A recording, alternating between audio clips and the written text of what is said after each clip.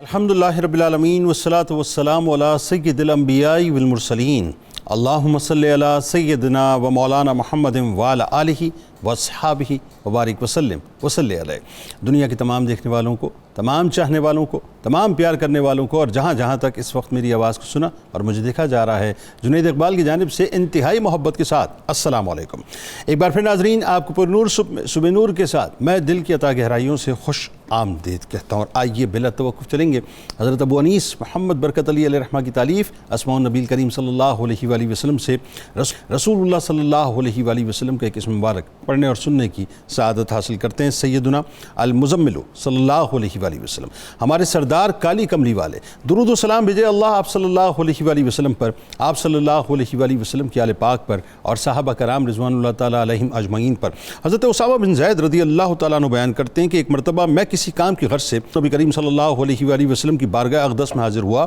تو آپ صلی اللہ علیہ وآلہ وسلم اپنے کاشانہ اقدس سے باہر تشریف لائے۔ اس وقت آپ علیہ السلام نے ایک چادر مبارک لپیٹی ہوئی تھی، اس چادر مبارک میں حسنین کریمین علیہ السلام موجود تھے۔ آپ نے فرمایا، یہ دونوں میرے بیٹے ہیں، میں ان دونوں شہزادوں سے پیار کرتا ہوں۔ جناب ہمارے ساتھ آپ جڑے رہیے اور آئیے وفا،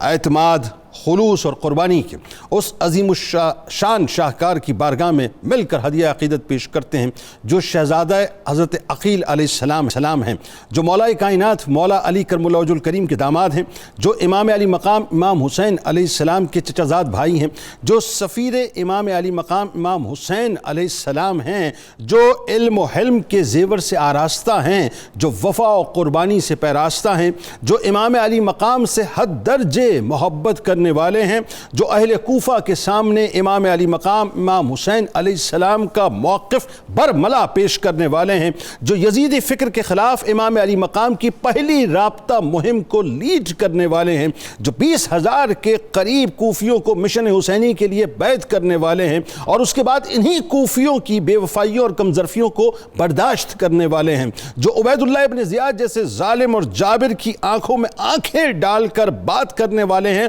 اور امام علی مقام کا موقف بیان کرنے والے ہیں، جو اپنی حیات طیبہ کے آخری لمحات میں بھی اپنے امام کی مبارک جان کی فکر کرنے والے ہیں، جو مارکہ کربلا سے پہلے حق اور باطل کے درمیان اپنے مبارک خون سے ایک لکیر کھینچنے والے ہیں، جو اپنی اولادوں اور اپنے بھائیوں کو مشن حسینی پر قربان کر دینے والے ہیں، یعنی حضرت مسلم بن عقیل علیہ السلام۔ ناظرین، وہ با کمال و بے مثال اور انتہائی رفت والی ہستی ہیں، جو مولا کائنات مولا علی کرم اللہ وجہ الکریم سے لے کر امام حسن پاک علیہ السلام تک، اور امام حسن پاک سے لے کر امام حسین علیہ السلام تک اہل بیت اطہار کا مان بھی رہے، اعتماد بھی رہے، بلکہ یوں کہوں تو غلط نہ ہوگا کہ گھرانہ اہل بیت کا بھرپور اعتماد رہے ہیں۔ یعنی تاریخ نے دیکھا صاحب کہ آپ علیہ السلام امام علی مقام امام حسین علیہ السلام کے مشن کو ریپرزنٹ کرنے والی پہلی اور سب سے زیادہ با اعتماد شخصیت بنے۔ ذرا سوچیے ناظرین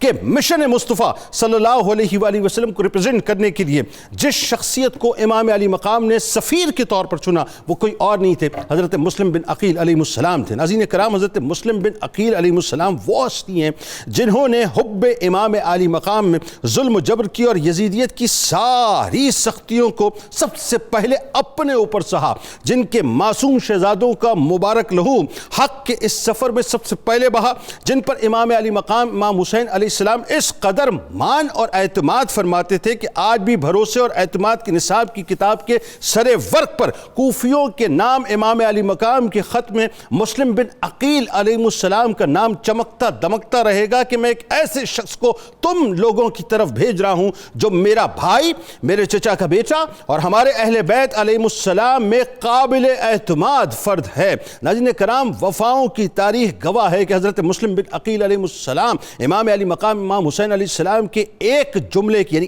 ایک جملے کی عملی تصویر بن کر نہایت کٹھن حالات میں، مصائب و مسائل کی بھرمار میں، آزمائشوں کی بوچھاڑ میں، دشمنوں کی فی الغار میں جس استقامت اور دلیری کا مظاہرہ کرتے ہیں وہ یقیناً جناب ابو طالب علیہ السلام کی آل اور ہاشمی خون ہی کا خاصہ تھا کہ آپ علیہ السلام کی بہادری اور شجاعت کا یہ عالم تھا کہ جس وقت کوفیوں کی بے وفائی کے بعد آپ تنہا رہ گئے اور چند محبان اہل بیت کے علاوہ پورا کوفہ آپ علیہ السلام کی تلاش میں تھا، اور جس وقت بی بی طوع کے گھر پر ابن زیاد کی فوج نے دعویٰ بولا اور آپ علیہ السلام کو گرفتار کرنا چاہا تو اس وقت آپ کی بہادری کو دیکھ کر ابن اشعث بھی ابن زیاد کے سامنے پکار اٹھا کہ خدا کی قسم تو نے مجھے غصے سے بھپڑے ہوئے شیر ببر سے جنگ کرنے کے لیے بھیجا ہے، یہ ایک ایسا بہادر ہے کہ انتقام کی تلوار سے مبارزوں کے خون کو خاک میں ملا دیتا ہے، اور ایسا صفدر ہے کہ خنجر کی ضرب سے میدان کی مٹی کو بہادروں کے مغز میں پہنچا دیتا ہے۔ ناظرین کرام، مگر ہونا ظاہر ہے وہی تھا جو قدرت کو منظور تھا۔ نانا جان کے دین کی محافظت کے لیے خون کا پہلا قطرہ حضرت مسلم بن عقیل علیہ السلام کا ہی بہنا تھا۔ آپ علیہ السلام کے سر اقدس کو تنہا یعنی جدا کیا گیا، اور اس کے بعد جدا کرنے کے بعد ابن زیاد جیسے شقی القلب نے آپ کے جسم اطہر کو گورنر ہاؤس سے نیچے گرایا، بلکہ یزید کے حکم کے مطابق حضرت مسلم اور حضرت ہانی بن عروہ علیہ السلام کے جسموں کو بازار قصابہ میں دکانداروں کے دروازوں پر لٹکایا گیا اور سرحائے مبارک یزید کے پاس دمشق پیش کیے گئے، جو دمشق کے دروازے پر معاذ اللہ لٹکایا گیا، یعنی ظلم کی انتہا کی گئی۔ یعنی حضرت مسلم بن عقیل علیہ السلام کا سر اقدس اولاد جناب ابو طالب علیہ السلام میں پہلا سر اقدس تھا جو امام عالی مقام پر فدا ہوا، بلکہ آپ علیہ السلام کے دونوں شہزادے حضرت محمد و ابراہیم علیہ السلام شہیدان حسین کی پہلی صف میں سب سے پہلے کھڑے ہوئے نظر آتے ہیں۔ آغاز کرتے ہیں، ہمارے ساتھ 3 شخص موجود ہیں، یقیناً کسی تعارف کے محتاج نہیں۔ پہلی شخصیت ممتاز عالم دین ہمارے بزرگ محترم جناب پروفیسر محمد سعید احمد خان صاحب موجود ہیں۔ دوسری شخصیت ممتاز عالم دین جناب علامہ محمد احمد برکاتی صاحب موجود ہیں، اور تیسری شخصیت ممتاز عالم دین جناب پروفیسر بشارت صدیق ہزاروی صاحب موجود ہیں۔ تینوں آپ کو السلام علیکم، خوش آمدید۔ اور آخر میں ملک کے معروف شناخت جناب محمد شاہزیب جاوید گنجیالوی صاحب منقبت کا نذرانہ پیش فرمائیں گے۔ پروفیسر صاحب آپ سے آغاز کرتے ہیں۔ آج حضرت مسلم بن عقیل علیہ السلام کا ذکر پاک ہے، کیا میں اب سوال فلوٹ کروں کہ خاندانی عظمت و رفت حصہ ڈالیے اس میں، جن رشتوں کی حسین ترین مالا کے اندر اللہ تعالیٰ نے آپ کو پرویا، وہ رشتے، ان کا مقام و مرتبہ، ان رفتوں میں حصہ ڈالیے۔ پھر آپ علیہ السلام کے اولادوں کے بارے میں ہمیں بتائیے، آپ علیہ السلام کے اوصاف و محاسن کے بارے میں بتائیے۔ آغاز کیجیے۔ بسم اللہ الرحمن الرحیم، اللہم صلی علی محمد و آل محمد و بارک وسلم۔ بہت شکریہ محترم جنید اقبال صاحب۔ آج ہم جو پیارا نام اپنی زبان پر لا رہے ہیں وہ ہے مسلم، جو قیامت تک مسلم کہلانے والے کو ایک نمونہ دیتا رہے گا کہ دین کو تر و تازگی عطا کرنے کے لیے تیری ذمہ داریاں کیا ہیں۔ واہ، یعنی مسلم کو اگر ہونا ہے تو مسلم جیسا ہونا، مسلم جیسا ہونا چاہیے۔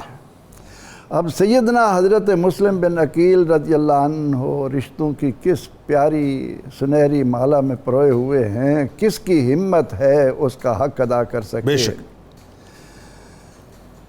جو امام المرسلین صلی اللہ علیہ وسلم کے چچا زاد ہوں، بے شک، جو سیدنا حضرت ابو طالب کے پوتے ہوں۔ سبحان اللہ۔ ابو طالب کون نہیں جانتا؟ مجھے جب ان کا ذکر پاک پڑھنے اور سننے کو ملتا ہے تو میرے ایمان میں اتنی حلاوتیں آ جاتی ہیں، میں اس میں کھو جاتا ہوں کہ یا اللہ، ابو طالب انتخاب رسول صلی اللہ علیہ وسلم، اللہ جن کو پیغمبر رحمت صلی اللہ علیہ وسلم نے اپنے لیے چنا ہو،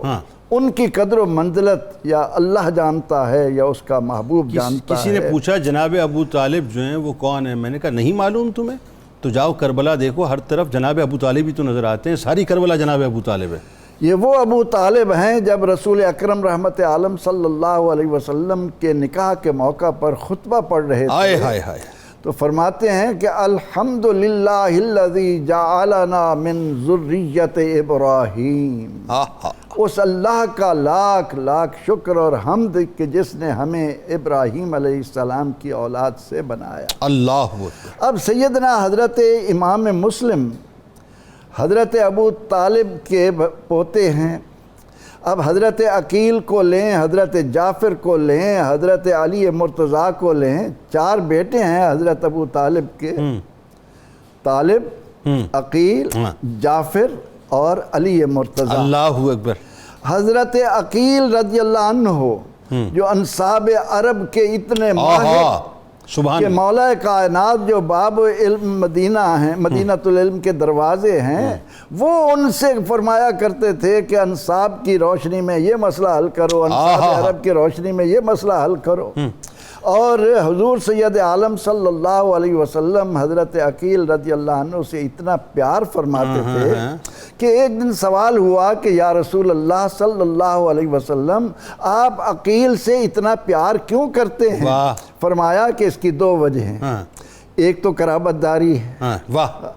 اور اللہ تعالیٰ نے قرآن میں کہا مومنوں کو کہ قرابت داری کا خیال رکھو، اور دوسرا یہ ہے کہ عقیل وہ ہے جس سے میرے چچا ابو طالب پیار کرتے ہیں۔ اللہ اکبر، سبحان اللہ۔ ان دو وجوہ کی بنا پر مجھے عقیل بہت پیارے ہیں، بلکہ حضور سید عالم صلی اللہ علیہ وسلم نے مولا کائنات علی مرتضی رضی اللہ عنہ سے فرمایا تھا کہ علی، یہ ان کے بیٹے مسلم تمہارے بیٹے حسین کے لیے جان قربان کریں گے۔ اللہ اکبر، اللہ اکبر۔ اب سیدنا حضرت عقیل کس قدر بہادر تھے، کس قدر علم رکھتے تھے۔ پھر یہ کہ فاطمہ بنت اسد یہ بھی ایک لڑی ہے اللہ کہ جن سے رسول اکرم رحمت عالم صلی اللہ علیہ وسلم کو اتنا پیار، اور وہ ان کی دادی ہیں۔ ٹھیک۔ اب حضرت جعفر کو دیکھیں کہ دو بازو اسلام کے لیے جب جسم سے جدا ہو گئے، اللہ نے وہاں پر لگا دیے اور وہ فرشتوں کے ساتھ اڑ رہے ہوں۔ حضرت علی کرم اللہ وجہ کے اوصاف نہیں گنے جا سکتے۔ تو سیدنا حضرت مسلم بن عقیل رضی اللہ تعالی عنہ آپ بے پناہ بہادر، اور آپ کی بہادری کا ذکر کرتے ہوئے علماء لکھتے ہیں کہ آپ بڑے سے بڑے بہادر کو بھی ایک ہاتھ سے اٹھا کر چھت پر ڈال دیتے۔ اللہ اکبر۔ بہادری میں آپ یہ تھے، آپ ایک وزادار انسان تھے، سبحان اللہ، شب زندہ دار تھے، گہری سوچ کے مالک تھے، اللہ، حاضر جواب تھے، اللہ، قرآن و سنت کے جید عالم تھے، سبحان اللہ، اصلی رموز سیاست کی حقیقتوں کے جاننے والے تھے، کیا کہنے، اور آپ حکمرانی کے اصولوں سے آگاہ کیا تھے۔ کہنے، آپ نیکی میں، سچائی میں، سخاوت میں، متانت میں ایک انتہائی نمایاں انسان تھے، نہایت خوش شکل تھے۔ سبحان اللہ۔ اور ظاہر ہے وہ تو مطلب ہاشمی اور خوش شکل نہ ہو تو ہو نہیں سکتا نا۔ اور حسن میں اللہ تعالیٰ نے آپ کو نوازا تھا، اور اس طرح سے پاک طینت اور پروقار شخصیت کے مالک ہونے کے ساتھ ساتھ آپ وفا سے سرشار تھے، اور اللہ رب العزت نے آپ کو جو اولاد عطا کی، انہوں نے وہ اولاد بھی دین اسلام کی آبیاری کے لیے اس کو بھی پیش کر دیا۔ اس میں کوئی دوسری یہ ہیں سیدنا حضرت مسلم بن عقیل رضی اللہ عنہ۔ بس مختصراً ان کے اولادوں کا ذکر پاک تاکہ بات آگے، کیونکہ وقت کم ہے۔ جی، ان کے 4 بیٹے بتائے گئے ہیں، ایک محمد ہیں، ایک ابراہیم ہیں، ایک عبداللہ ہیں، ایک ابو عبداللہ ہیں۔ اور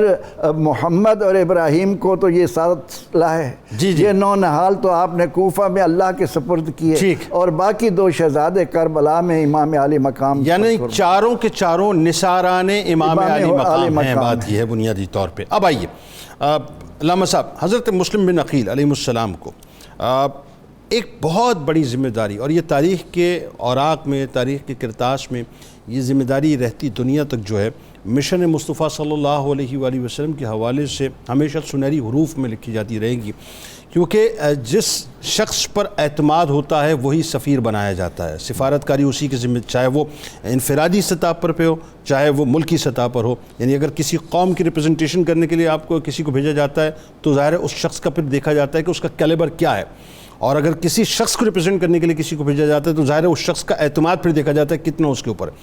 تو امام علی مقام کا آپ کو سفیر بنائے جانا اور آپ کو سفیر بنا کر بھیجے جانا کس مقصد کے لیے تھا کوفے میں، یہ بنیادی طور پہ بتائیے۔ دوسرا، امام علی مقام کا جس لیول کا آپ پر اعتماد تھا وہ ذرا بتائیے، اور مسلم بن عقیل علیہ السلام جب وہاں تشریف لے گئے تو وہ جو پورا منظرنامہ تھا بیعت کا وہ کیا تھا، کس طرح سے کوفیوں نے بیعت کی اور پھر کس طرح سے بے وفائی کی، بتائیے ذرا۔ بسم اللہ الرحمن الرحیم۔ شہزادہ امام علی مقام سیدنا امام حسین پاک رضی اللہ تعالیٰ عنہ آپ کی ولادت کے ساتھ جو شہادت کی خبر آ چکی تھی، تو میں یہ سمجھتا ہوں کہ جب اللہ تعالیٰ نے ان کو شہادت کے لیے منتخب فرما لیا تھا تو ان کے ساتھ وابستگان جنہوں نے شہادت عظمیٰ کا تاج سر پہ پہننا تھا ان کا بھی اللہ تعالیٰ نے اسی وقت انتخاب فرما دیا۔ بے شک۔ تو یہ سارے کے سارے اصل میں انتخاب باری تعالیٰ ہیں۔ تو سفیر کے لیے یقیناً ایسی خوبیاں ہوتی ہیں کہ وہ جس کا سفیر بن کے جا رہا ہے اس کے لیے وہ منوان ایسی چیزیں پیش کر سکے جو لوگوں کو ان کی طرف اور زیادہ رغبت دلا سکے اور مائل کر سکے۔ نبی کریم صلی اللہ تعالیٰ علیہ وآلہ وسلم نے بھی ہجرت سے قبل حضرت سیدنا مصعب بن عمیر رضی اللہ تعالیٰ عنہ اور حضرت عبداللہ بن ام مکتوم رضی اللہ عنہ ان کو بھیجا تھا مدینہ منورہ جو اس وقت یثرب تھا۔ ٹھیک۔ تو انہوں نے حضور صلی اللہ علیہ وسلم کے سفیر ہونے کا حق ادا کیا کہ مدینہ منورہ کے گھر گھر کے اندر حضور صلی اللہ علیہ وسلم کی عظمت کے پرچم بلند کر دیے، اور اسی لیے حضور کی آمد پر وہ لوگ والہانہ استقبال کے لیے تیار نظر آئے اور پوری منظر کشی ہوئی۔ اسی طرح حضور صلی اللہ علیہ وسلم نے شاہان عرب اور دیگر علاقوں کی طرف جو اپنے سفراء بھیجتے تھے تو ان کی خوبیاں اور ان کی کوالٹیز کو مد نظر رکھ کے تو حضرت امام علی مقام سیدنا امام حسین پاک رضی اللہ تعالیٰ عنہ آپ نے جو حضرت امام مسلم بن عقیل کا انتخاب کیا سفیر کے طور پر،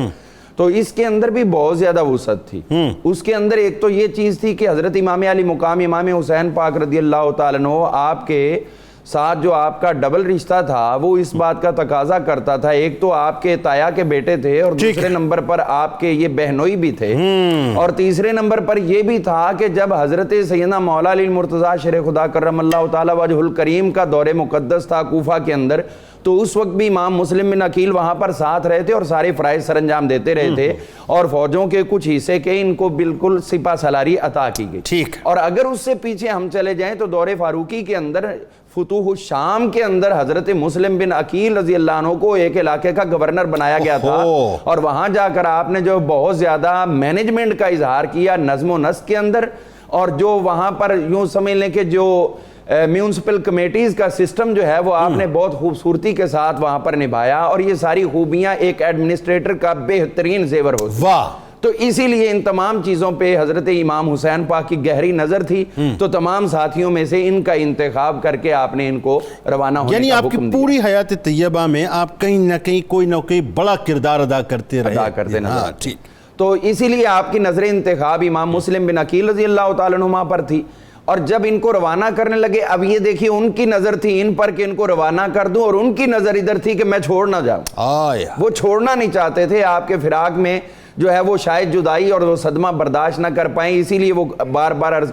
کرتے تھے کسی اور کو بھیج دیں، میں وہاں پر نہیں جانا چاہتا۔ اور جاتے ہوئے بھی زارو قطار ہوتے رہے، اور وہ جدائی کے لمحات جو ہیں وہ دونوں کے وہ عجیب اپنے اندر درد رکھتے ہیں۔ تو یہ تو وہی جانے جن کو فراق کے ساتھ واسطہ پڑا ہوا ہے۔ اب جب یہ جانے لگے ہیں تو بار بار واپسی کے لیے پھر یہ کہ آخری بار پھر آپ کا چہرہ دیکھ لوں پھر دیکھ لوں، تو اس کے لیے نکلے بھی شہر سے باہر مکہ مکرمہ سے، تو پھر واپس لوٹ پڑے، تو کہنے لگے میں نے ایک چیز دیکھی ہے میں نے اس کو اچھا نہیں سمجھا، تو اس بارے میں عرض کرنا چاہتا ہوں۔ آپ نے فرمایا بھی آپ پھر واپس آ گئے تو نہیں جانا چاہتے تو بتا دیں۔ انہوں نے عرض کی حضور پہلے میری بات سن لیں، میں باہر نکلا ہوں، ایک شخص کو میں نے دیکھا ایک ہرنی کو اس نے پکڑا ہے اور وہ اس سے قابو نہیں آ رہی تھی، اور اس نے اس پہ قابو پا لیا اور اس کو ذبح کر دیا، تو میں یہ نکل رہا ہوں، تو اس کا مطلب ہے کہ کوئی اس رستے میں خون خرابہ شروع نہ ہو جائے اور کہیں اس کا ذمہ دار میں نہ بن جاؤ۔ تو آپ نے پھر بھی فرمایا کہ نہیں آپ جاؤ، اور پھر جب وہ پیار و محبت کے ماحول کے اندر وہاں پہ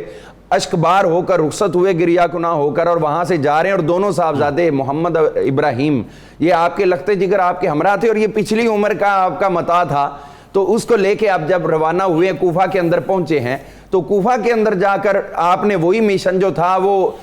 یوں سمجھ لے کہ لہن علوی اور لہن حسینی کو جب ادا کیا ہے تو لوگ کشاں کشاں آپ کی طرف جوک در جوک آنا شروع ہوئے، اور ایک دن میں 2 دن میں 3 دن کے اندر 18,000 سے زائد لوگوں نے آپ کے ہاتھ پر بیعت کی کہ یہ ہم آپ کے ہاتھ پر نہیں بلکہ امام حسین پاک کے ہاتھ پہ بیعت کر رہے ہیں۔ اور یہ وہی منظر ہے جو ہمیں صلح حدیبیہ میں بھی نظر آتا ہے کہ حضور صلی اللہ علیہ وسلم کے ہاتھ پر بیعت کرنے والوں کو خدا کی بیعت قرار دیا گیا، تو امام مسلم کے ہاتھ پہ بیعت کرنے والوں کو سیدنا امام حسین پاک رضی اللہ عنہ۔ اور پھر ظاہر ہے یہ منظرنامہ بھی تاریخ نے دیکھا کہ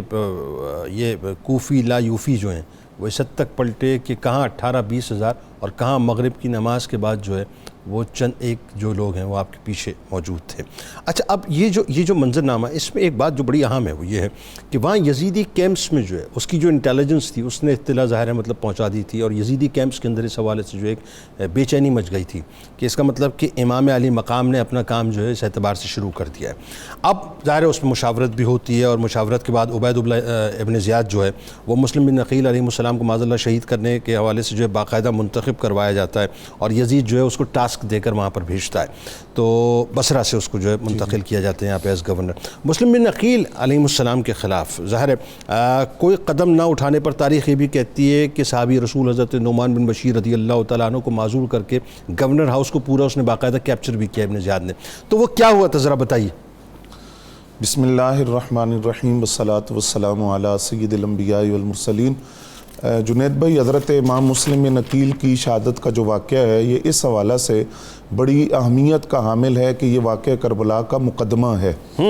اور اس سے پتہ چلتا ہے کہ آگے حالات کیا ہونے تھے اور امام علی مقام اور ان کے خانوادے کے ساتھ کن کن مصائب کا سامنا ان کو کرنا تھا۔ بلکہ میں یوں کہوں کہ آپ کی اور آپ کے بچوں کی جو شہادت تھی کوفہ کے اندر، یہ کربلا سے پہلے ایک کربلا تھی۔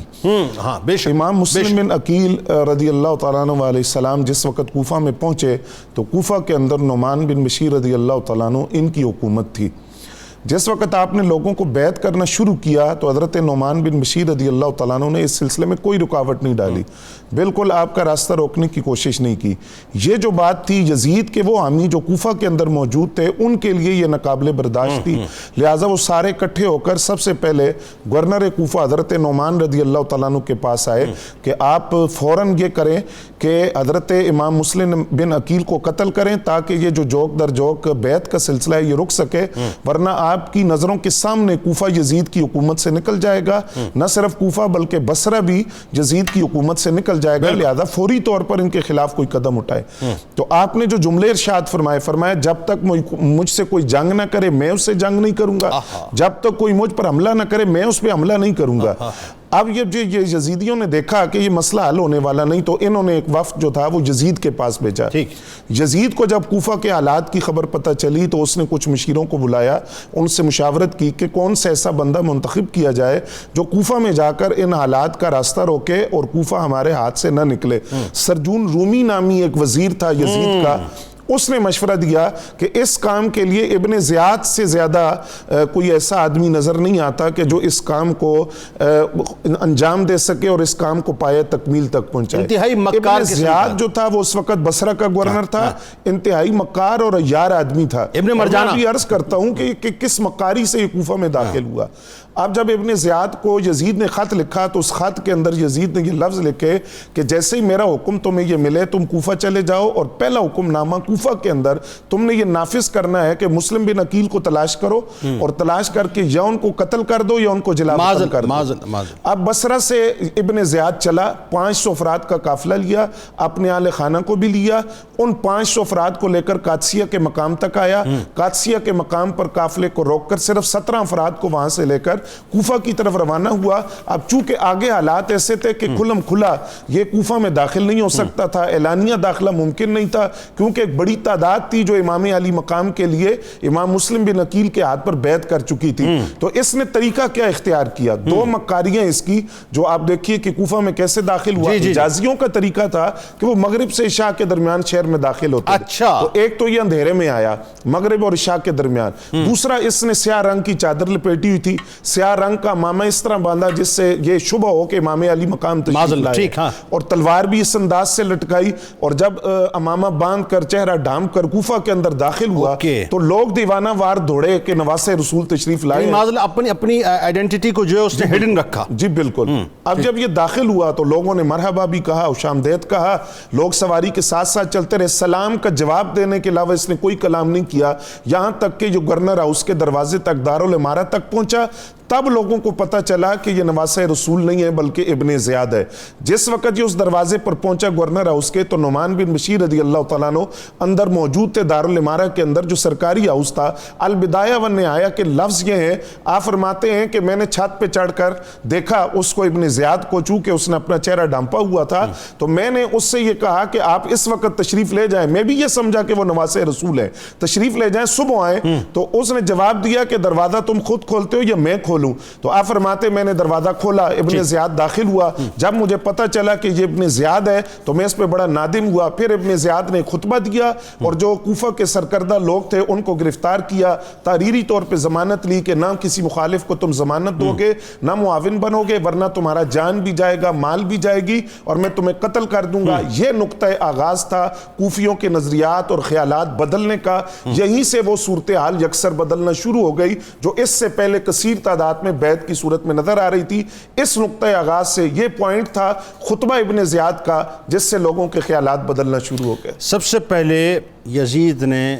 بنیادی طور پہ جو گورنری تھی اس کو جو ہے اپنا معزول کیا نعمان بن بشیر رضی اللہ تعالیٰ عنہ کو، اور وہاں پر قابض کروایا ابن زیاد کو، اور اس کے بعد جو کچھ بھی وہ اپلائی کرنا چاہتا تھا وہ اس نے اپلائی کیا۔ اور یہ ظاہر ہے ہر دور کے اندر یزیدی فکر کا یہی طریقہ کار رہا ہے کہ جو وہ اپلائی کرنا چاہتے ہیں وہ اپلائی کرتے ہیں۔ ہمارے ساتھ رہے ناظرین،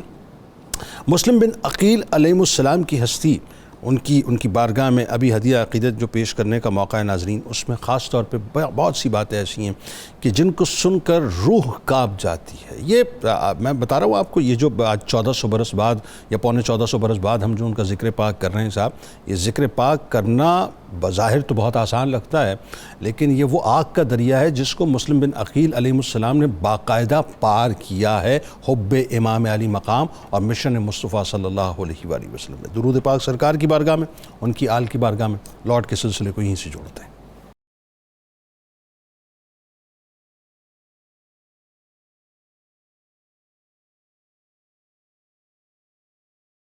جناب ایک بار پھر میں آپ کو خوش آمدید کہتا ہوں۔ حضرت مسلم بن عقیل علیہ السلام کی بارگاہ میں ہدیہ عقیدت پیش کر رہے ہیں، اور ساجد چشتی صاحب نے کیا خوب فرمایا کہ وہ خاندان ہاشمی کا مرد پرجمال، وہ آپ کی توجہ چاہیے کہ وہ خاندان ہاشمی کا مرد پرجمال، فضل و شرف میں شوکت و ستوت میں با کمال، وہ نائب حسین، وہ دین خدا کی ڈھال، قربانی جس کی دین کی خاطر ہے لازوال، حکم حسین سن کے ہوا عازم سفر، مسلم کو ہو گئی تھی شہادت کی بھی خبر، کوفے میں جب وہ نائب شبیر آ گئے، بیت کو کوفی صورت زنجیر آ گئے، جو تھے خطوط کر رہے تحریر آ گئے، سارے رئیس و صاحب توقیر آ گئے، سب نے قبول کر لی تھی بیت امام کی، مسلم نے دیکھی چاہتی سب خاص و عام کی، مسلم نے خط میں لکھ دیے حالات سب کے سب، کوفے کا ماجرا بھی لکھا تھا با ادب، آقا حسین آئیے اچھا کرے گا رب، کوفے میں آنا آپ کا ہے باعث طرب، ابن زیاد نے جو ڈرایا پلٹ گئے، کوفی سبھی امام سے پیچھے تھے ہٹ گئے، بد عہدی کوفیوں کی جو دیکھی امام نے، شبیر کے سفیر نے اس نیک نام نے، اس صابروں کے پیشوا عالی مقام نے، موت ان کو اپنی آئی نظر اپنے سامنے، روتے تھے کیسے بھیجیں وہ پیغام شاہ کو، مکے میں روکے کس طرح عالم پناہ کو، تقدیر کا لکھا ہوا تھا کر لیا قبول، نکلے جہاد کے لیے تھے وہ مرد با اصول، بد عہد کوفیوں کو چٹانے لگے وہ دھول، زخموں سے چور ہو کے گرے تھے بہت ملول، ساجد غم و علم کی شروع داستان ہے، درپیش کربلا کا ابھی امتحان ہے، درپیش کربلا کا ابھی امتحان ہے۔ پروفیسر صاحب، اب آئیے، جو مرحلہ ہے وہ انتہائی اہم ترین مرحلہ ہے، اور میں چاہتا ہوں ذرا توجہ سے سننے والے بھی اس بات کو سنیں۔ مسلم بن عقیل علیہ السلام کی اطلاع شروع ہوتی ہے۔ یہ وہ موقع تھا کہ آپ رخصت بھی اختیار کر سکتے تھے، لیکن وہی بات ہے کہ آپ نے رخصت اختیار نہ کی صاحب، اور ابن زیاد نے جس طرح اپنے غلام ماقل کے ذریعے سے ایک چال چلی، اسما بن خارجہ، ہانی بن عروہ رضی اللہ تعالیٰ عنہما کی حب مسلم بن عقیل علیہ السلام میں جو شہادت ہوتی ہے، وہ دردناک منظر بتائیے ذرا۔ محترم جنید اقبال صاحب، اس بات کو ذکر کرتے ہوئے حقائق کو ہمیں سامنے رکھنا چاہیے کہ حضرت سیدنا مسلم بن عقیل رضی اللہ عنہ جب کوفہ پہنچتے ہیں تو ایک دم کوفیوں کا بہت بڑی تعداد میں آپ کے گرد جمع ہونا اور پھر ایک دھمکی پر سب کچھ بھول جانا، آخر ایسا کیوں ہے؟ اسلام نے اولاد کی تربیت پر بہت زور دیا ہے۔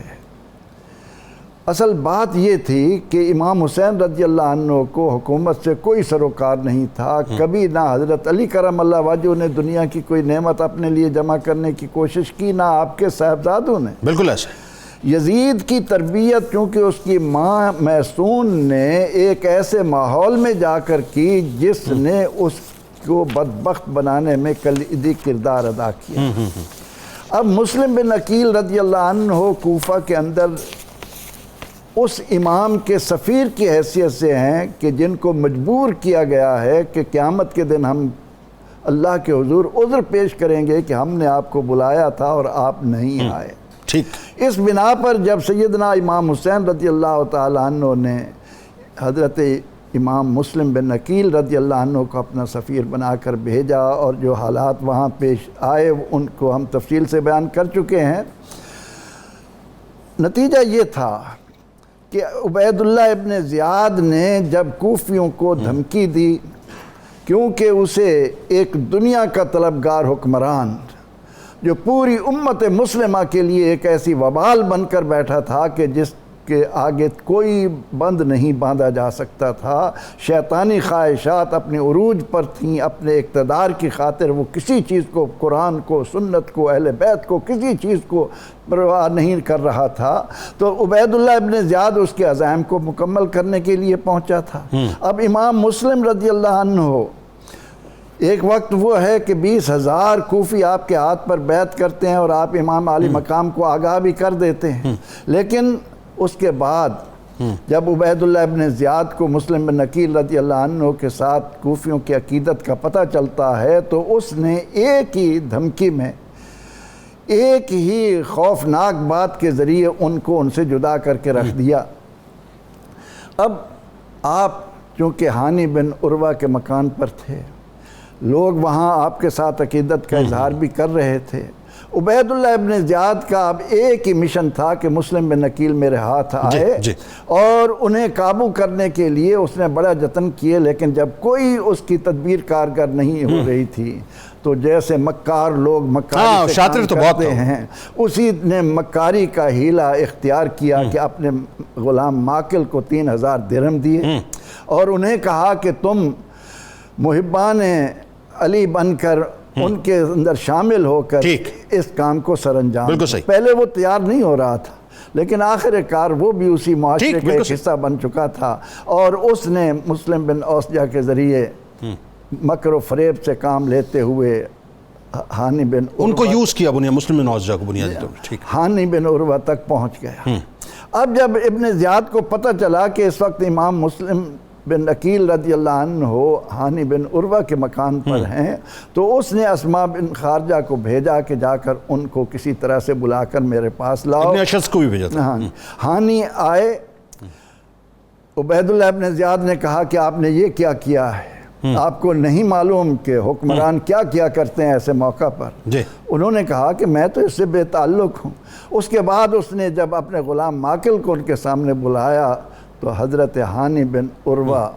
جو حب اہل بیت میں بلندیوں پر فائز تھے، اپنی جان کی پرواہ نہ کرنے والے تھے، انہیں کچھ تھوڑی دیر کے لیے ندامت بھی ہوئی، لیکن اس کے باوجود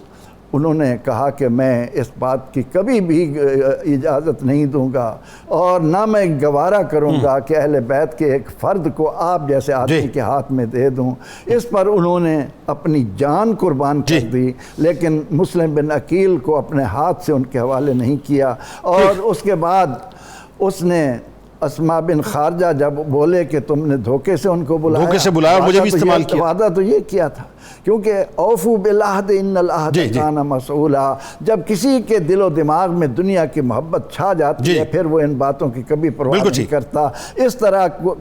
کوفہ کے اندر مسلم بن عقیل رضی اللہ عنہ کی خاطر حضرت ہانی بن عروہ اور اسما بن خارجہ نے موت کو قبول کیا، اور لیکن اپنے آپ کو وہ جنت کا حقدار بنا گئے۔ اب آپ یہ دیکھیے، اس میں یہ ہمارے یہاں ظاہر ہے تاریخ بیان کرتے وقت میں چاہتا ہوں ان ناموں کو ضرور رجسٹر کرایا جائے کہ ایک تو سفیر ظاہر امام علی مقام مسلم بن عقیل علیہ السلام، لیکن وہی بات ہے کہ جو ایک خط لے کے حضرت قیس رضی اللہ تعالیٰ عنہ گئے، آپ بھی شہید ہوئے، آپ بھی ظاہر ہے پہلی لائن میں مطلب کھڑے ہوئے، پہلی صف میں کھڑے ہوئے۔ حضرت عبداللہ بن یقطر رضی اللہ تعالیٰ عنہ جو رضائی بھائی تھے امام علی مقام کے، وہ بھی جو خط لے کے گئے تھے وہ بھی شہید ہوئے، وہ پہلی صف کے اندر کھڑے ہوئے۔ اسی طرح سے حضرت اسما بن خارجہ جو ہیں ان کو بھی شہید کیا گیا، پہلی صف میں کھڑے ہوئے۔ حضرت عروہ اپنا ہانی بن عروہ رضی اللہ تعالیٰ عنہ یہ بھی پہلی صف میں کھڑے ہوئے۔ اسی طرح سے محمد بن کثیر رضی اللہ تعالیٰ عنہ اور ان کے صاحبزادے وہ بھی شہید ہوئے، وہ بھی پہلی صف میں کھڑے ہوئے۔ اور ایک شخص داروغہ تھے، ظاہر وہ کسی موقع پہ جب آپ کے صاحبزادگان کا پروگرام کریں گے وہ بھی شہید ہوئے بنیادی طور پہ، مشکور نامی شخص جو ہیں۔ تو یہ پہلی صف میں سارے لوگ کھڑے ہوئے حب امام علی مقام میں۔ اب آئیے مسلم بن عقیل علیہ السلام تنہا کیسے ہوئے؟ ظاہر ہے یہ بھی ایک تاریخ کا انتہائی دردناک منظرنامہ ہے۔ اور محمد بن کثیر کی پناہ کیسے مطلب آپ نے لی؟ پھر اس کے بعد محمد بن کثیر اور ان کے بیٹے کو جو ہے وہ حب مسلم بن عقیل علیہ السلام میں شہید کیسے کیا گیا؟ اور ایک اور ہستی ہیں، ایک اور خاتون ہے تاریخ میں جن کا نام آتا ہے بی بی طوع، ان کے بارے میں ذرا بتائیے۔ حضرت مسلم بن عقیل علیہ السلام سے ان کی جو عقیدت تھی صاحب، کیا بات ہے بتائیں۔ یقیناً اسی طرح ہے کہ جب اہل محبت ہوتے ہیں تو پھر ایک اور رنگ ہوتا ہے، لیکن ان میں سے اگر کوئی بے وفائی کر جائے تو سب سے زیادہ دکھ تو اس دل کو ہو رہا ہوتا ہے جس کے گرد یہ پہلے کسی صورت میں پروانے بن کے جمع ہوتے ہیں۔ لیکن جو اصل عشاق ہوتے ہیں وہ پھر اپنی جان کی پرواہ نہیں کرتے، اور یہی ہوا، اور دنیا والوں کو بتا دیا کہ اہل بیت اطہار کے جو افراد ہیں ان کی شہادتیں بعد میں ہیں، ان کے جان نثار جو ہیں وہ پہلے اپنی جانیں قربان کر رہے ہیں۔ تو انہی میں سے ایک محمد بن کثیر بھی تھے۔ ہانی بن عروہ کے بعد ہوا یہ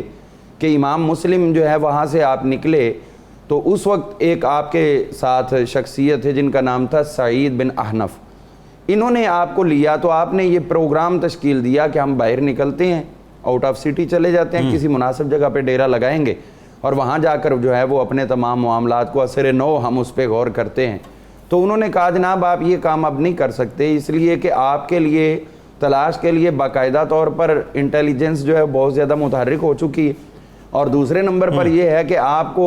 شہر سے باہر نکلنے بھی نہیں دیا جائے گا، ٹھیک ہے، چونکہ ناکہ بندی مکمل کی جا چکی، تو لہٰذا شہر کے اندر رہتے ہوئے کچھ کرنا ہے۔ تو آپ نے فرمایا بتاؤ کیا کرنا ہے؟ انہوں نے کہا ایک آپ کے عاشق صادق ہیں، ہم ان کے پاس چلتے ہیں، اور وہ تھے حضرت محمد بن کثیر رضی اللہ تعالیٰ۔ تو یہ ادھر جب گئے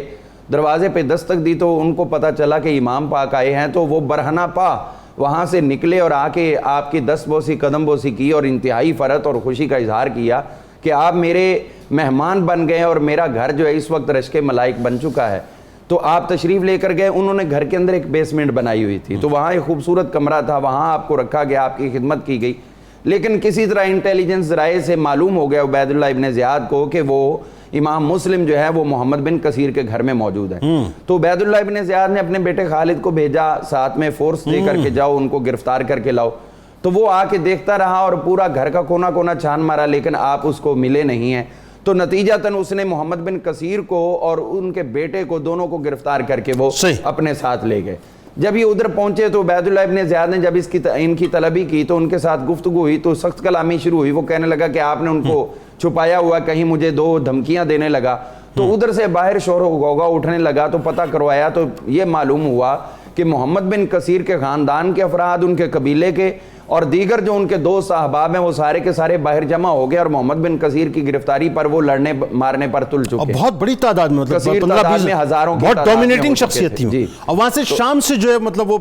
وہاں سے بھی تعداد ٹھیک ٹھاک آ چکی تھی نا یزیدیوں کی طرف۔ اب یہ ہوا اس معاملے میں کہ جب یہاں تک معاملات پہنچے تو عبید اللہ ابن زیاد جو تھا یہ چونکہ ذہنی طور پر انتہائی تیز آدمی تھا اور مناسب وقت پر اپنی چالیں یہ چلنے والا تھا، تو اس نے فوری طور پر یہ کیا کہ ان دونوں باپ بیٹا کو چھت پر چڑھا دیا کہ لوگوں کے اندر جو تاثر تھا کہ ان کو شہید کر دیا گیا ہے وہ دکھایا کہ یہ تو زندہ سلامت موجود ہے۔ تو جب انہوں نے دیکھ لیا یہ زندہ ہے تو وہ پھر لوگ واپس ہونا شروع ہوئے، پبلک کو ٹھنڈا کر دیا۔ اب اس کے بعد مزید ٹھنڈا کرنے کے لیے کہنے لگا محمد بن کثیر کو کہ آپ جائیں اور لوگوں کو جا کے اچھی طرح سمجھائیں آپ کا بیٹا اس وقت بطور ضمانت میرے پاس رہے گا اور اگر آپ نے کوئی حرکت کی تو آپ کے بیٹے کو میں قتل کر دوں گا۔ تو یہ گئے وہاں پر ان کو کچھ معاملات سمجھائے اور بتایا، لیکن اب اس دوران جب یہ واپسی ہوئی ہے ان کی تو اب اس نے دیکھ لیا کہ باہر کا معاملہ تو ختم ہو گیا, اب صرف یہ دونوں باپ بیٹا ہیں اور میں جانوں اور میرا کام جانے. تو یہ بیٹھا ہوا اشتعال میں آ کر اس نے زور سے دوات ماری ان کے چہرے پر, تو وہ منہ پہ آ کے لگی, ان کے 2 دندان شہید ہو گئے. تو وہ جو سنت مصطفیٰ تھی احد کے میدان والی, وہ یہاں پر بھی ہمیں نظر آ رہی ہے.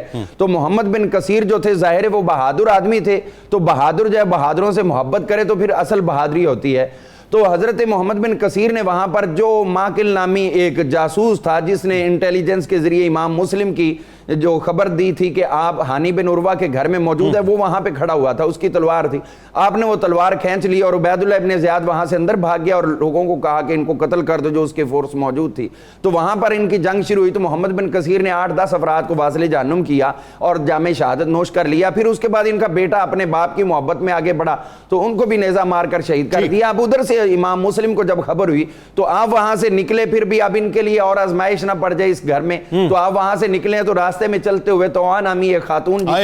اپنے بیٹے کے انتظار میں تھی جو سرکاری سروس میں تھا. تو جب ان کے انتظار میں بیٹھی تو آپ نے فوری طور پر ان سے پانی طلب کیا جو آپ کو ضرورت تھی, اس نے پانی پیش کیا. تو جانے آپ وہاں پہ رک گئے تو کہنے لگی حضرت آپ کون ہیں, تشریف لے جائیں, یہاں رات کا ٹائم ہے, مناسب نہیں ہے ایک خاتون کے ساتھ کھڑے ہونا, آپ ویسے تو بہت شریف نظر آتے ہیں لیکن ماحول ایسا نہیں ہے. تو آپ فرمانے لگے کہ میں شریف ہوں اور شریف ترین خاندان سے تعلق رکھتا ہوں, میرا نام مسلم بن عقیل ہے اور میں سفیر حسین ہوں اور خاندان نبوت سے میرا تعلق ہے. تو وہ اتنی محبت میں وارفتہ ہوئی کہ آپ کو اندر لے کر چلی گئی اور وہاں جا کے آپ کے جو قدم مبارک دھوئے, آپ کی خدمت کی اور اتنی شاداں فرحاں. اور اس کے ساتھ ساتھ پھر یہ ہوا کہ اس کا بیٹا جو تھا وہ غدار نکلا اور اس نے جا کے آپ کی جاسوسی کر کے اطلاع جو ہے عبید اللہ ابن زیاد کو پہنچائی اور نتیجتاً پھر آپ کے جو شہادت کا سلسلہ. اچھا, یہ جو شہادت کا منظرنامہ ہے, اس سے پہلے میں ظاہر اب یہ سوال کرتے ہوئے آپ یقین مانیے زبان ساتھ نہیں دیتی ہے کیونکہ یہ گفتگو چل رہی تھی اور آپ میرا اللہ جانتا ہے میں محسوس کر رہا تھا کہ ظاہر آپ محسوس بھی کیا کر سکتے ہیں. اصل تو بات یہ جن پہ بیتی ہے ان کو پتہ ہے کہ پورا کوفہ ایک طرف ہے اور چند ایک محبان اہل بیت موجود ہیں اور پوری حکومتی مشینری جو ہے وہ آپ کے خلاف ہے اور آپ تنہا جو ہے کوفہ کے اندر موجود ہیں. مطلب وہ کیا منظر ہوگا آپ بیان نہیں کر سکتے. اس وقت مسلم بن عقیل علیہ السلام جو ہیں جس بہادری کا جس شجاعت کا ثبوت دیتے ہیں کہ سب کچھ آپ کے خلاف ہے, سب کچھ آپ کے خلاف ہے, اور دھوکے سے پھر آپ کو جس طرح سے گرفتار کیا جاتا ہے اور پھر اس کے بعد آپ کی شہادت. لیکن شہادت سے پہلے بھی وہ جو حب امام علی مقام میں آپ جو جملے ادا کرتے ہیں, جو وصیت کرتے ہیں صاحب, رہتی دنیا تک وفا کے یوں کہیے کہ تاج کا جو اعلیٰ ترین نگینہ ہے وہ آپ کے وہ جملے ہیں, بتائیے ذرا. جنید بھائی, جس وقت ابن زیاد کو خبر پہنچی کہ امام مسلم بن عقیل اس خاتون کے گھر میں موجود ہیں اور اس کے بیٹے نے جا کر خبر دی, تو ابن زیاد نے وہاں ابن اشس کو بھیجا اور اس کے ساتھ 70 یا 80 آدمیوں کو بھی بھیجا کہ امام مسلم بن عقیل کو گرفتار کر کے لایا جائے, کیونکہ یہ اعلان پہلے ہو چکا تھا کہ جس نے ان کو پناہ دی اس کو قتل کیا جائے گا اور جس نے خبر دی اس کو انعام دیا جائے گا. تو اس لالچ کے اندر یہ خبر اس خاتون کے بیٹے نے دی. حضرت امام مسلم بن عقیل کے سامنے جب وہ 70 یا 80 آدمی آئے, گھر کے اندر داخل ہوئے, تو آپ تصور کریں وہ کیا منظر تھا کہ ایک طرف وہ 2 بچے, ان کا خیال بھی آپ کو اپنے 2 بیٹوں کا, اور دوسری طرف یہ پریشانی بھی ہے کہ میرے خط کی بنیاد پر امام علی مقام کوفہ کی طرف روانہ ہو چکے ہیں اور یہاں حالات یہ ہیں. لیکن اس کے باوجود یہاں رنگ حیدری بھی نظر آتا ہے, خوشبو امیر حمزہ بھی محسوس کی جاتی ہے اور وہ انداز عباس علمدار بھی نظر آتا ہے کہ آپ ان 70-80 آدمیوں کے مقابلے میں ڈٹ کر آپ نے مقابلہ کیا بڑی جرت کے ساتھ, یہاں تک کہ ان کو آپ نے باہر نکلنے پر مجبور کر دیا. وہ گھر کی چھت پر چڑھ گئے, آپ پر پتھر پھینکنے لگے, لکڑیاں جلا کر پھینکنے لگے. اس دوران آپ کے ہونٹ کٹ گئے, کندھا کٹ گیا, سر پھٹ گیا, خون نکلنے لگ گیا, لیکن آپ برابر ان کا مقابلہ کرتے. پھر آپ گھر سے باہر تشریف لے آئے. لیکن جس وقت ابن اشس نے سمجھا کہ ہم تلوار کے ساتھ ان کا مقابلہ نہیں کر سکتے, ظاہری بات ہے کہ وہ رنگ علی جس میں نظر آ رہا ہو تو ہم کیا مقابلہ کریں گے. اب انہوں نے اسٹریٹجی چینج, اب اس نے انداز بدلا. اس نے آگے بڑھ کے کہا میں آپ کو امان دیتا ہوں, آپ میری امان میں آ جائیں, ہم آپ کو کچھ نہیں کہیں گے, تو لہذا آپ کب تک ان سے اکیلا مقابلہ کریں گے. تو حضرت امام مسلم بن عقیل نے ان کی پناہ کو قبول کیا, لیکن جیسے ہی آپ سواری پر بیٹھے تو آپ کی تلوار آپ سے چھین لی, ٹریپ کر لیا. جی, اس تلوار چھیننے سے آپ کو یقین ہو گیا کہ اب یہ مجھے قتل کریں گے, اس پر حضرت امام مسلم بن عقیل کی زبان پہ جو پہلا جملہ آیا انا للہ و انا الیہ راجعون، اور آپ رونے لگے. ابن اشعث نے کہا کہ جس مقصد کے لیے آپ نکلے اس میں رویا نہیں جاتا. فرمایا اپنے لیے نہیں رو رہا، میں امام حسین پاک کے لیے رو رہا ہوں جو کوفہ سے چل پڑے ہیں. اور آپ نے زبان حال سے کیا کہا؟ فرمایا اے باد صبا برائے خدا تعالی بسوئے کعبہ ذرا گزر کر، فرزند نبی حسین ہے وہاں، تو ان کو تلاش در بدر کر، ان کو میرا سلام پہنچا کر پھر بیاں حال سر بسر کر، اور کہہ دے اے جفا رسیدہ از بحر خدا نہ رنج ادھر کر. مسلم نے جان تجھ پہ فدا کی تو کعبہ میں بعافیت بسر کر. یہ پیغام ان تک پہنچا دو. لیکن امام مسلم بن عقیل کو گورنر ہاؤس کی دیوار تک پہنچایا گیا. پانی پینے کی کوشش کرتے، خون اس میں مل جاتا. الحمدللہ کے لفظ زبان پر تھے کہ دنیا کا پانی تو میسر نہیں آیا، کوثر کے جام انتظار کر رہے ہیں. ابن زیاد کے سامنے پیش کیا گیا. عمر ابن سعد کو آپ نے کہا میری 3 وصیتیں ہیں، ایک تو میرا قرض ہے کوفہ کے اندر ایک شخص کا ادا کر دینا، دوسرا یہ کرنا کہ میری لاش ابن زیاد سے لے کر تدفین کر دینا، تیسرا کسی طرح امام علی مقام تک پیغام پہنچا دو کہ وہ کوفہ نہ آئے. اس کے بعد ابن زیاد کے حکم پر آپ کو چھت پر لے جایا گیا. قتل کرنے کے بعد، شہادت کے بعد آپ کے دھڑ کو اور باقی جسم کو نیچے پھینکا گیا، پھر بازار کے اندر لٹکایا گیا. اور یوں امام مسلم بن عقیل جو تھے وہ دنیا سے رخصت ہوئے، لیکن وفا کی ایک داستان رقم کر کے گئے کہ آخری وقت تک پریشانی تھی تو اپنی جان کی نہیں، امام علی مقام امام حسین رضی اللہ تعالیٰ عنہ کی. بہت شکریہ آپ تینوں احباب کا آپ تشریف لائے. اللہ تبارک و تعالیٰ سے دعا ہے کہ کل بروز محشر اللہ تعالیٰ حضرت مسلم بن عقیل علیہ السلام کا صدقہ ذکر کرنے والوں اور سننے والوں کا عطا فرمائے. 2 سرحائے اقدس، سب سے پہلے اس کو کیا کہوں، یزید کو میں کیا نام دوں؟ یقین مانیے مطلب مجھے تو سمجھ نہیں آتا کہ لوگ اس کو جسٹیفائی کیا نام دوں، میں اس کو کیا نام دوں. تو پھر ایسے شخص پہ 2 سرحائے اقدس. سب سے پہلے یزید کے پاس جو بھیجے گئے تھے، آپ جانتے ہیں وہ 2 سرحائے اقدس کس کے تھے؟ ایک حضرت مسلم بن عقیل علیہ السلام کا تھا، اور دوسرا ہانی بن عروہ رضی اللہ تعالیٰ عنہ کا تھا. اور اس بدبخت نے بس میں اس وقت آنیئر ہوں، مزید میں کیا کہوں ورنہ بہت کچھ کہنے کو دل کرتا ہے. اس بدبخت نے ان سرحائے اقدس کو اس کی بے خریبی کی معاذ اللہ، اور پھر اس کے بعد دمشق کے دروازے پر لٹکا دیا، دمشق کے دروازے کے اوپر. اور آپ کہتے ہیں کہ یزید کو جسٹیفائی کرے؟ لعنت ہے اس شخص کے اوپر. اللہ تبارک و تعالیٰ اس پر کروڑوں لعنتیں نازل فرمائے، اور کل بروز محشر محبین یزید کا حشر انہی کے ساتھ کرے. کتاب الشفا، تکبیرات تشریق 9 ذوالحجہ کی فجر سے لے کر 13 ذوالحجہ کی عصر تک ہر فرض نماز کے بعد ایک بار تکبیر تشریق پڑھنا واجب ہے. حضور نبی کریم صلی اللہ علیہ وآلہ وسلم صحابہ کرام کا یہی معمول تھا. اللہ اکبر، اللہ اکبر، لا الہ الا اللہ، واللہ اکبر، اللہ اکبر وللہ الحمد. اس کو کثرت سے پڑھیے. اللہ تبارک و تعالیٰ ہم سب پر اپنا کرم فرمائے. امام حسن پاک علیہ السلام کا قول مبارک ہے کہ خاموشی جہالت کو چھپانے کا آلہ ہے،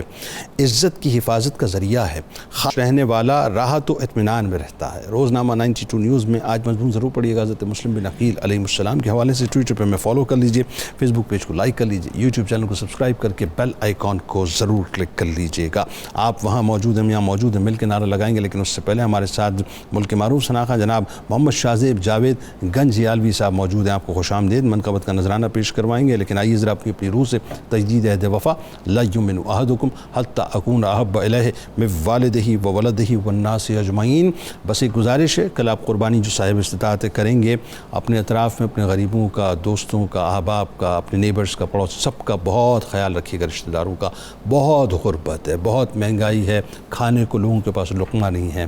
آپ کے گھر سے جب خوشبو اٹھے نا باربیکیو کی تو اس سے پہلے ان کے گھر تک گوشت پہنچنا چاہیے. مل کے نعرہ لگائیں گے. پاکستان کا مطلب کیا؟ لا الہ الا اللہ محمد رسول اللہ صلی اللہ علیہ وسلم. حضرت مسلم وفا و عزم کا روشن نشان، حضرت مسلم وفا